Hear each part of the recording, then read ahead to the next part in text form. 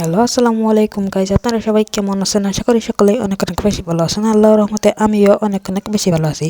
আজকের ভিডিওতে আমি আছি আরএসকে কি ফাইনালে কোয়ালিফাই করতে পারবে এবং তা নিয়ে সমীকরণ কি বলে সে বিষয়ে রেখেছি। তো ভিডিওটি শেষ পর্যন্ত দেখার অনুরোধ রইল। তো লেটস গো।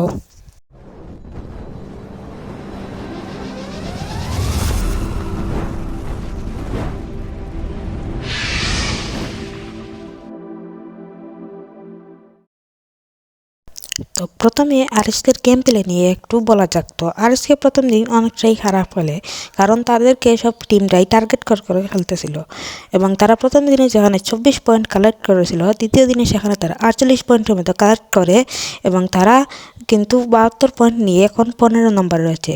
তো আরএসকে কীভাবে সমীকরণ নিয়ে এফএফডব্লিউএসে ফাইনালি কোয়ালিফাই করবে, তো সে বিষয়ে আমরা 2024 সালে লিডার বোর্ডটি দেখলে বুঝতে পারবো। তো এফএফডব্লিউএস 2024 লিডার বোর্ড অনুযায়ী টপ ভারতে যে টিমটি রয়েছে তারও রয়েছে 224 পয়েন্টের মতো। তো এর নিয়ে যদি এবারের এফএফডব্লিউএস দেখি, তাহলে টপ ভারতে যে টিমটি রয়েছে তার টিম সলিড তারও রয়েছে 122 পয়েন্টের মতো।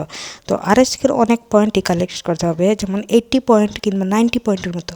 তো আশা করি আমরা আরএসকে এটা করতে পারবে। তো আমরা দেখে নিই টপ 12টি টিম সলিড কতটা এলিমিনেশন নিয়েছে এবং পজিশন পয়েন্ট।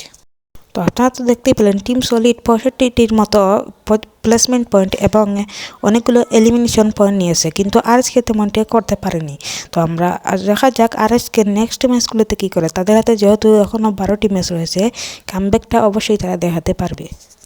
তো এই ছিল আজকের ভিডিও। দেখা হবে নেক্সট কোনো ভিডিওতে এবং স্পোর্টস বিষয়ে সমস্ত নিউজ পেতে আমাদের চ্যানেলটিকে সাবস্ক্রাইব করে রাখবেন।